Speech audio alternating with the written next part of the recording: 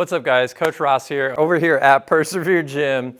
Today we have Chase with us, one of our members, and we're gonna go through a core and spine mobility workout with you guys. So we're trying to make this workout about 30 minutes long. We'll talk about how many sets and reps as we go. I'll give you guys some cues along the way. As for equipment for this video, we're gonna try to make it work with just a band, and I have a 15-pound dumbbell right here. If instead of the dumbbell, you just have a medicine ball or you have a lighter weight object, I'll give you some options there and even include some body weight stuff as we go as well. Okay, so first movements that we're gonna do three movements that are more just range of motion, warm up the spine, get us in touch with the core. So I'm gonna have Chase start off with some offset cat-cows. So if you go into a cat-cow position, you're just going onto all fours on the mat. We want our knees under our hips and we want our wrists under our shoulders. And then how we're going to change it up slightly is we're going to take a step forward with the right hand and the left knee.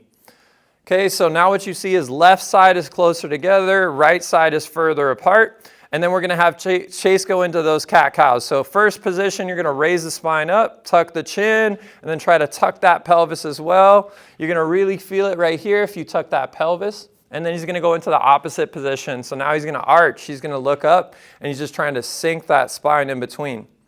So because we have this offset position, keep going Chase, let's just do a few reps here. Because we have this offset position, you're going to have a short side and you're going to have a long side. You're going to feel different core muscles on that side, different back muscles on that side than the other side here. So with this, I'll probably have him go through the position about 10 reps in the top position, 10 reps in the bottom. And then he'll switch sides.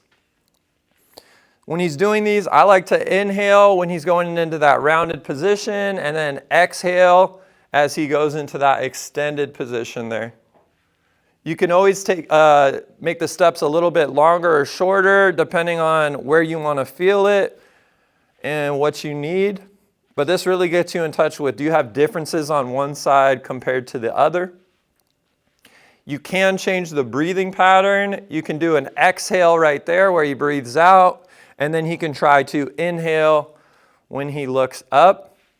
I find it a lot harder to breathe in that position, but it's really up to you. If you're going to do an exhale, you can usually get into a deeper position than you can with an inhale, just as a little tip there. So let's say you struggle with one position more than the other, then I would go for an exhale in that position that you struggle with. So now he's just gonna switch it up. Now everything on the right side is shortened. He's in a mini crunch here on that right side, and that left side, he's more lengthened.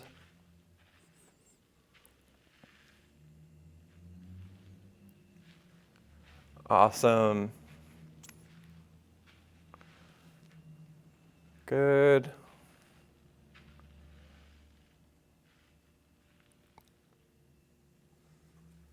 My big thing with movements like these is you just really don't want to forget to breathe. I can't emphasize that enough. People will hold their breath, then they start to get a headache, then they start to have that negative feeling towards mobility. Over here, we like putting mobility at the beginning of the workout. You can put it at the end of the workout, or you can have it on a separate day. Let's do one more of each position, Chase.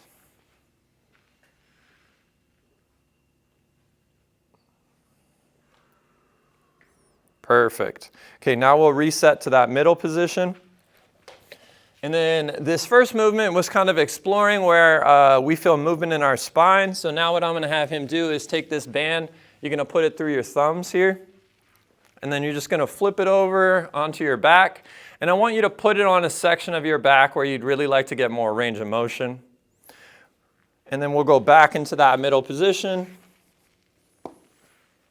Perfect, okay? And so you're just gonna use the band as some feedback. It is a light resistance, so we'll get about 10 reps in this position as well. There's our arch position, we're looking up, and then you're gonna push into that band. So try to make that band rise up, as much range of motion as you can. You feel those shoulder blades coming apart. Perfect. The movements that we do today, I would recommend one set of a lot of these warm-up movements, these first three that we're doing. If it has two positions or two sides, you're still gonna do reps on one side, reps on the other. And then after those three movements, we're going to get into the core of the core workout. When we do that, I would recommend 1 to 2 sets, depending on how fast you want to make the workout and how much you want to emphasize some of the positions. So once again, 1 set of these first 3, and then maybe 1 to 2 sets of the other 4. Some cues here, I just think of a string pulling up this top of my spine here all the way down. And then I think of sinking my spine towards the ground, like something was pulling you down towards the ground. Perfect. Let's go ahead and do 2 more here. This position looks very similar to the other one. This is a movement from yoga. I do like a lot of yoga movements, and this is one of those movements where your first rep may not feel as intense as your last rep, but you're trying to break into that new range of motion. Why? Because as we do other movements later, that little extra range of motion, you're going to work more muscles, you're going to have a tighter contraction, and it's going to free you up to get the most out of it. Perfect. Okay, so from there, we're going to stay in that kneeling position. Let's go ahead and have you face forward here, Chase. And then we're going to do what's called a thoracic car. We're really trying to move a portion of our back from about right here all the way up to just under the neck right there. We're going to get the neck involved slightly, but that's where I want you to think about working. I like to do these from the toes. You can go flat on the toes, on the tops of the feet as well in the seiza position. But really, you want to hug yourself, right? So we're trying to get a good squeeze here. We don't want to be passive. You don't just want to have your arms to your sides. You want to get a good squeeze. First thing you're going to do is you're going to tuck your chin, and I want you to start to round your spine forward. Perfect. All right. And then the first thing we're going to do is we're going to twist to that left side, and then we're going to crunch down onto that left side. So our left ribs is lower now. Then we're going to begin to arch backwards. Good. Now we're going to lean back. We're extending our spine. We're going to find that crunch on that right side. And then we're going to flex and bend forward here, back to that middle point. Nice and slow. And then with cars, we always go in reverse as well. So now you're going to come back to the right side there, Chase. Bend forward, feel the abs, crunch to the right side, okay? And then you're going to start to extend back. Perfect. And look at the speed that he's going. So you really want to keep a low speed where you can focus on grabbing as much muscle as possible, making sure that you're not skipping over any areas, and then come back to that front crunch, Chase. Good. And then now go to the left again. And you're just trying to breathe comfortably into the positions. Let's say that Chase finds an area where he's especially tight in this extended position. He can try to pause back there, take in a breath, exhale. Good. And he's just trying to find those areas that, again, he's avoiding. We want to find those areas because that might be an area that's blocking you from getting into that full position. And also it might be an area that's especially tight. Let's say you're a desk worker. We really get a lot of knots back there, and this can help open that up. So for that, I'd have you do about 5 reps. When I say 5, that means 5 going left and around, and then 5 coming back from the right side to the left side. Okay, from there we'll get into more of the actual core workout. So with these, it's all about engagement. So if we can feel that right area. So first thing I'll have you do is take a move you've probably heard of before, a glute bridge. So Chase, let's have you go head over there, feet over here, and then we'll start talking about the glute bridge. So for the glute bridge, he has his feet a little bit in front of his knees bent. And then most people, when they bridge up, just go ahead and bridge up. They're not really thinking of their lower back. They're thinking of trying to squeeze their glutes. Sometimes they feel them, sometimes they don't. So I want you to walk your feet out a little bit, Chase. Okay, so this same position, changes a lot if you push the feet out, because now it's going to be more hamstring. You're going to feel it more on the back of the legs. Now I want you to bring your feet really close to your butt. Okay, so from this position, if he had his torso up, it would look a little bit more squatty, and you might actually feel this a little bit more in the quads. I can see that his quads are a little bit engaged right there. So you want to find that middle point. So find that point in the middle where you feel like now you're using more of your glutes. It's going to be a little different for everybody. Now what I want you to do, Chase, is lower down to the ground. And what I want you to think about, if I can give you guys a little demo here, I talk about this a lot, right? I have that anterior pelvic tilt. Think of that Instagram butt. And then we have that posterior pelvic tilt. That's the one people really struggle with. That's what we're going to try to get for this glute bridge, because you won't get the best glute squeeze that you can unless you have that pelvic tilt. So how to get there, Chase? Think of pushing your low back into the ground, right? How I was saying with the cat-cow, you want to think of pulling that belly button towards the ground, and then you want to tuck that pelvis underneath. Yep. And so you want to feel like you get a good glute squeeze in this top position. Notice how his hips can't go way up here if he has that pelvis tilted and tucked like we're talking about. Okay. And then go ahead and lower. Now I'm going to give you an extra cue. So you can go to the ground. Now I want you to do what I want you to do, because that's involving your lower back, your glutes, which are supplemental core muscles there. So I want you to start reaching with your elbows. So from the ground position, I want you to reach both elbows up. Good. And not just passively, you're really trying to stretch and reach with those elbows. Perfect. All right, so now we're going to incorporate that reach right there with our glute squeeze. So we're going to go into the glute bridge. Perfect. And you're going to be rolling very slightly to one shoulder, reaching with the opposite. Good. And then you're going to shift to that other side, reaching with the elbow. Now this is our main core workout. He's making it look a little bit easy, but trust me, I did these in our mobility class. This is not an easy movement. So each reach would be one. I usually go for about 10 to 20 reaches. Let's say you're going through this movement and you notice that you're getting really fatigued. You can always lower your butt to the ground, take a rest, take 1 to 2 recovery breaths, and then you can go right back into it. But Chase is a beast, so he's going to go for his 20 right now. Again, I'll try to exhale when I reach with an elbow. Perfect. And as he's rolling, let's say to that left side, he'll feel his right glute more. As he's rolling to that other side, he's going to feel the opposite glute as well. And you're just subtly shifting. Why are we reaching with the elbows? He's going to feel more muscles around the rib cage, the serratus muscles, the intercostal muscles. You're going to get into some obliques. Good. Let's do a few more here, Chase. Perfect.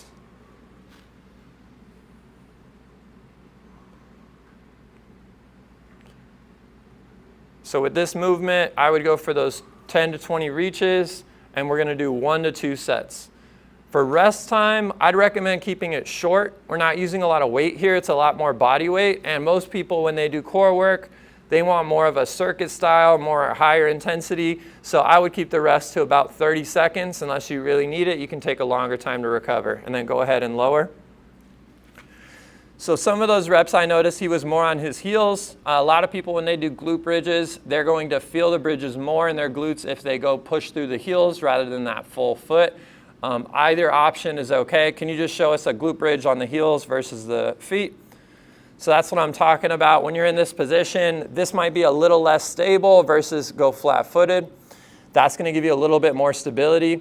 Both are okay. What I want you to be thinking about as you do this movement is just, can I feel it in the glutes?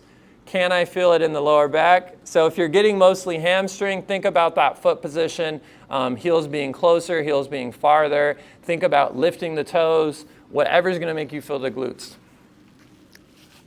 All right, so next thing I want to do is go into a bird dog. Chase, let's go ahead and show what a standard bird dog looks like. Right? So with that, you're going one leg out and then opposite arm up and forward. This is more of a classic movement. I want to put a little bit of a spin on it. So instead of reaching up and out with the hand, we're going to go into a thoracic twist. So when he's reaching back with one leg, instead of reaching out, I'm gonna have him cup the back of his head or the side of his ear here, and you're gonna reach and twist at the same time. Think about a wet towel, how you would wring it out. That's what we're trying to do with our spine right now. So with this, I'm gonna have him do 10 on one side and then switch to the other side there. So he's gonna go into that same bird dog position. He's gonna cup behind the ear, and he's gonna reach back with the leg. Perfect. And then come back down. You can reset like that, or you can try to touch the hand to the knee in between, either one. Yep, perfect, perfect. And then reach back. Awesome. So there's 2, we'll get about 10. One thing that's challenged here is your stability.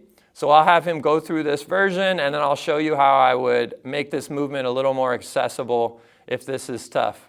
But you see there's a lot of stability there. He's shaking, he's moving a little bit. That's part of the challenge. If your low back is feeling especially tight, if you've been working at a desk, I really love this one.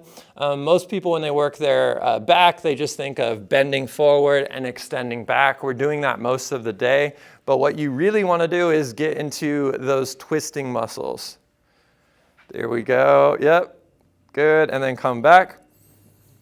Okay, so let's go ahead and just keep this back leg down right here. You can rest that on the ground, and then we'll just go for the twist. So if balance is an issue for you, I would just go to where I'm on the back toe there, and I'm just twisting through the upper body. Perfect. If that movement becomes a little bit too easy, I would say when you're going into the top of the twist, then you lift the back foot. This left foot here? Yeah, there you go. There you go. And then as you come down, just set the foot down. That takes away some of the balance needs. You go into a big contraction, and then you find your way back to the middle there. Let's go 3 more on this one here, Chase. Very good. I would inhale as I reach down and connect. Exhale as I go into that peak contraction. Perfect. And relax. One other thing you can do, we like to do a lot at this gym, on your last rep, sometimes I'll go for holds. This is a good one to do that. Otherwise, I have another movement here for you guys. This is a side plank.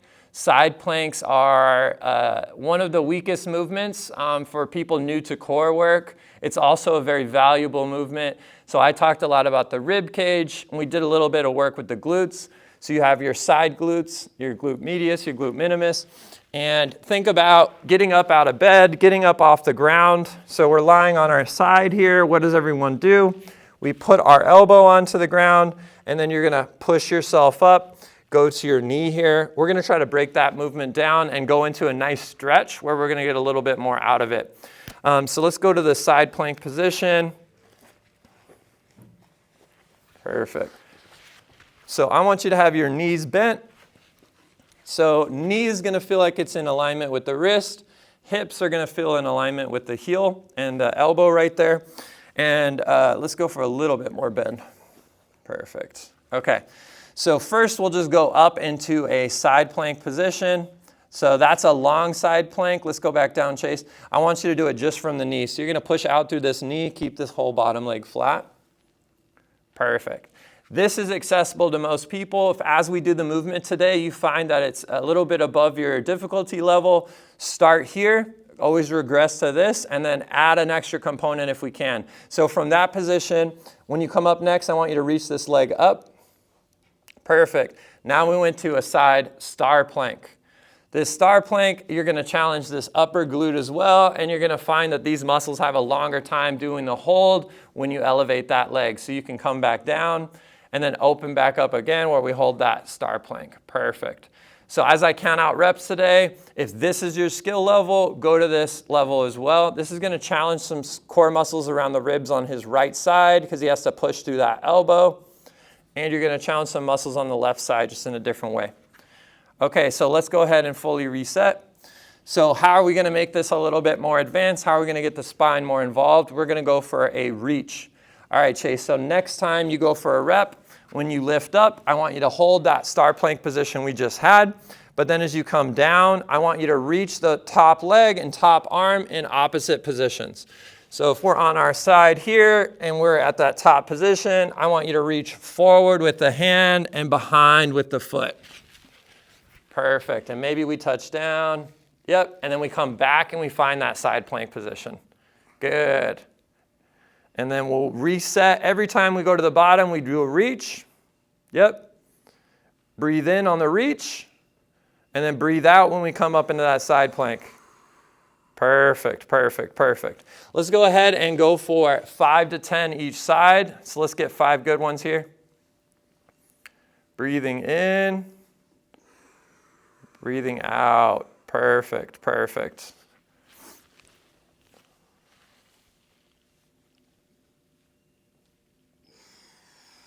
Notice that bottom hip. He's trying to stay just off of the ground. We want a little hover position. Let's go one more here, Chase.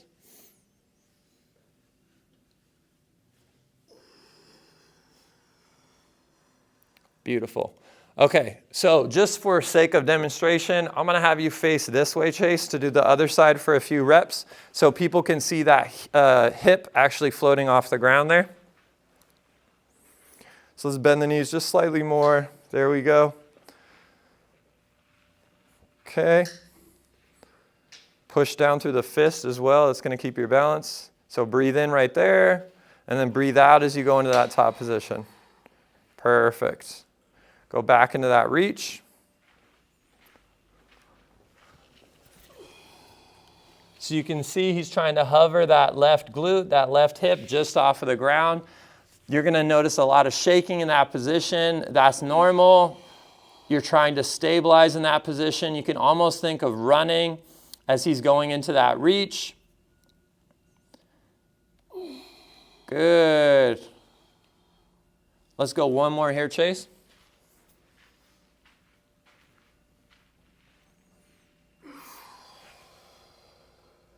Perfect. And then go ahead and relax. Okay, so this last one of my favorites. My clients will tell you I really like to use this movement. I do this a lot in the mobility class. These are called dead bugs. Why do they have the name dead bug? Think of you walk into your kitchen, you see that bug, and it's upside down on your kitchen floor. Normally we don't want that, but we want that here today. So for dead bugs, just like we had the yoga position called a tabletop position, we're going to get in that same position, but we're going to be on our back. So Chase, let's go ahead and go into that dead bug position. So lying on his back here, he's going to bring both knees up above the hips. So he's going to bend the knees. Perfect. And then let's actually elevate the feet off the ground. So point the knees straight up. Okay. And then he's going to reach both hands straight up as well. So from this position, a lot of people are going to feel a mild core contraction. You can push the low back a little bit into the ground like we were talking about. So you think of bringing the belly button down, flattening out that lower back. Some people, this causes them low back issue. You won't know until you perform the movement where you're at with this. So I'm going to show you the body weight version first, but Chase is a strong guy. I'm going to show you how to upgrade it as well. So the first part about it that's difficult is coordination. So Chase, you're going to reach back with that right arm, and then you're going to reach out with that left leg. I try to make light contact at the same time, and then I try to bring both together. Perfect. Yep. And then I'm going to switch sides. So let's not actually connect because that'll get the coordination confused. But you just reach out with that right leg, left arm, and then bring it all back together. Perfect. That's called a reciprocal pattern. Keep that arm up. Yep. And then switch, and that arm goes down. Good. Takes you a moment to get used to the coordination. Trust me, everybody that I do this with, it'll take them a few. They'll feel like, I don't know how to move my body. But that's one of the benefits of doing core work. That's what you should really be thinking about. You have all of these chains. You have fascial chains, muscle chains that connect the legs, the hips, to the shoulders, the arms. Think of throwing a ball, how you use your entire body. But also think of lifting a heavy object, right? If you grab an object with your arms and you need to lift it with your legs, your arms and your legs are connected through your core. We'll do a few more here, Chase. And this is going to do people just fine. So let's say that this position is hard. Let's pause. So if this position was hard, you could regress it even further, and all you need to do is shorten up the limbs. So from this position here, let's go knees up, hands up. So now as you reach back, you're going to bend one arm a little bit more, and then you're going to bend one leg. Exactly. So instead of going into that long position, he's going into that same touch, but it's a shorter position. If you have shoulder mobility issues, if you have hip mobility issues, you can start with this, still get the coordination, and really try to develop the skill. Let's do, yeah, that's good. Okay, so now we're going to get into making the movement more difficult. Today I brought a 15-pound dumbbell. You can use a medicine ball. You can use 2 dumbbells. If you use 2 dumbbells, you would go into the position that we were just talking about, and then I would go back with 1 dumbbell at a time. Today we're using a heavier dumbbell, so we're going to make the arms move together, and you're going to feel a weighted lat stretch. Your lat is actually a secondary core muscle. There's a lot more core muscles than we think, guys. If I can't emphasize that enough, today you didn't see any just straight crunches because you have so many more muscles than the 6-pack in front. So we're going to try to find ways that we can integrate that all together. So let's go ahead and cup the dumbbell on both sides there, Chase. And we'll go into that same dead bug position. And so he's going to be reaching out with one leg, trying to touch down with the hands, and then trying to pull it all back together. Breathe in as you lengthen. Breathe out as you pull it all together. Perfect. Good, that's 3. We'll just keep going to about 20. I'll talk about some things here. So as we go into that long position, that's where the core tension is going to be highest. As we bring it all together, he's effectively just trying to crunch and squeeze. I look at this as a breathing exercise, honestly. I feel everything expand, lengthen. You're trying to go out to the sides with the ribs as well. As much as you can get that engagement, you want to take it while you're here. This is our last movement here today, guys. So again, talking about how many times we're doing things, we're going for 1 set of the first 3 movements, more warm-up, and then we're going for 1 to 2 sets of these more intense movements. If you like to keep a higher pace, these last 4 movements, you can put them in a circuit, go through all movements for 1 set, brief rest, go through all movements again for a 2nd set, whatever your level is. Let's go about 4 more here, Chase.